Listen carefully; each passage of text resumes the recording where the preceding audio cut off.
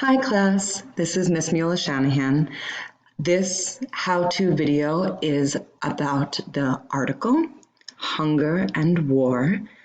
So if you're having trouble reading this article, you may read along with me here. So I'm going to click on this, and then I'm going to make it bigger. The title of this article is The Relationship Between Hunger and War. The picture we see here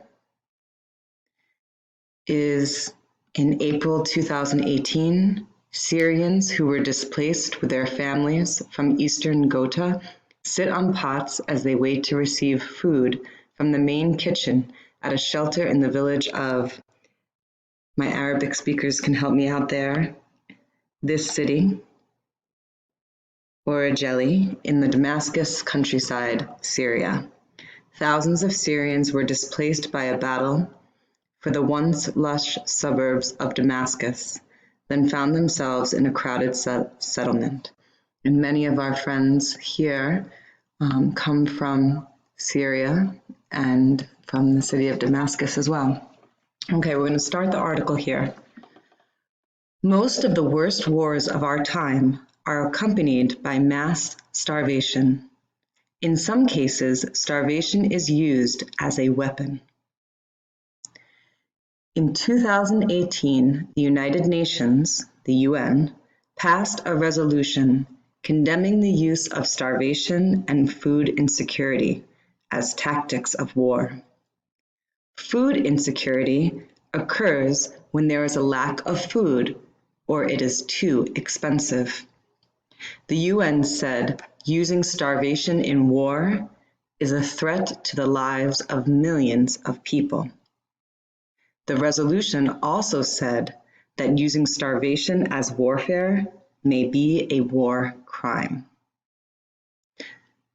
The UN action is aimed at countries in international or civil wars. The resolution tells all parties to maintain food stocks, farms, markets, and delivery methods. It demands that humanitarian aid workers have access to people in need. So what we learned in these first 3 paragraphs is that the United Nations said that countries must not use starvation. They must not withhold food against citizens as a tactic of war. And if they do, it could be a war crime. Let's see the next page. Ending hunger and food insecurity is an important goal adopted by the UN in 2015. The number of hungry and undernourished people began to rise after 2015. Experts believe conflicts and wars, along with weather associated with climate change, are the main reason for this increase. 60% of the millions of people suffering from poor diets in 2016 lived in areas of armed conflict. So we see a direct correlation, a direct relationship between people not having enough food and war. Here we have the subtitle, Food Insecurity Can Lead to Conflict. So this is the opposite way, that when people don't have enough to eat, sometimes that causes war. Let's see. Wars are violent and harmful, but destruction of resources can do more damage than weapons. Enemies may ruin each other's food supply, farms, and livestock. These actions can threaten the survival of entire populations. Armed conflicts can force huge numbers of people out of their homes. The people become refugees with food insecurity, disease, and no jobs. They suffer. On the other hand, when people stay in their homes, opposing parties can trap them in a village, city, or neighborhood. Enemies might keep food, medicine, and other resources from the people.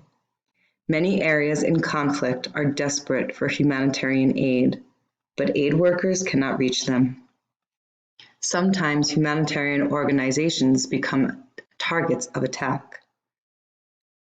Wars can cause starvation and food insecurity. But some scholars argue the reverse is also true. Food insecurity can lead to violent conflict. A sudden change in food prices or availability can trigger social unrest. One famous example is the French Revolution of 1789, which was fueled by sharp increases in the price of bread.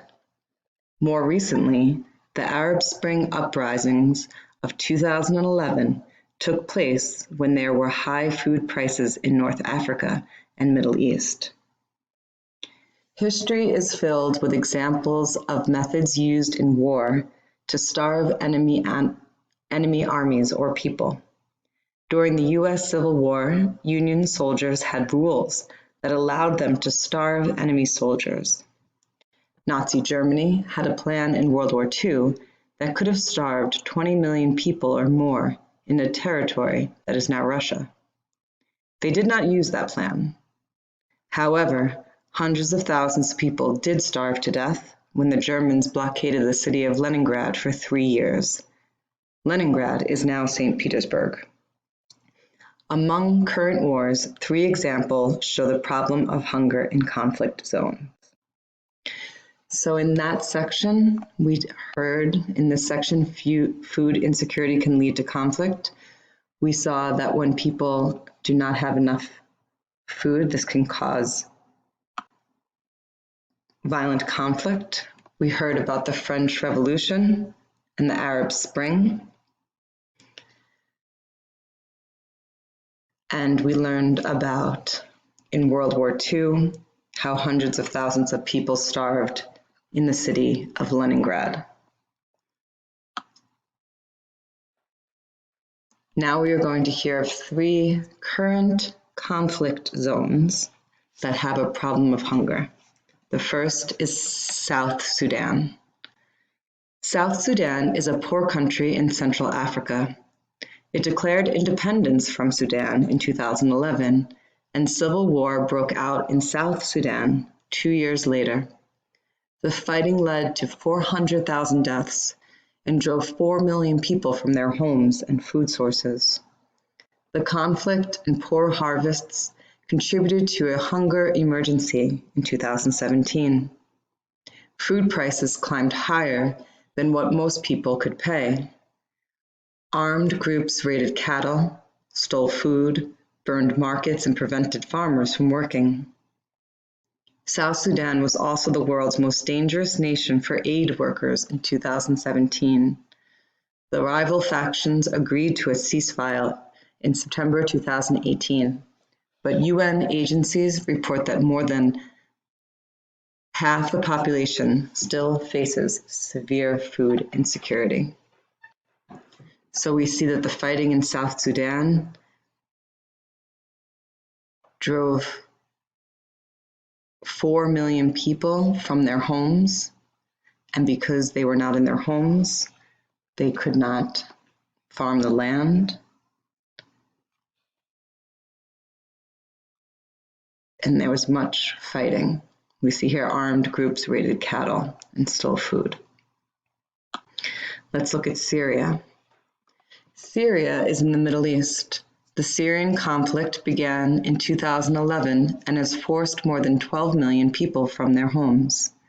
By 2016, Syrians fleeing the fighting added to the largest global refugee emergency since World War II. More than half of the Syrian refugees were still inside of Syria as of July 2019. This huge number of misplaced people and decreased food production are major causes of Syria's hunger disaster. The Syrian government and its rebel opponents have both used starvation as a military tactic.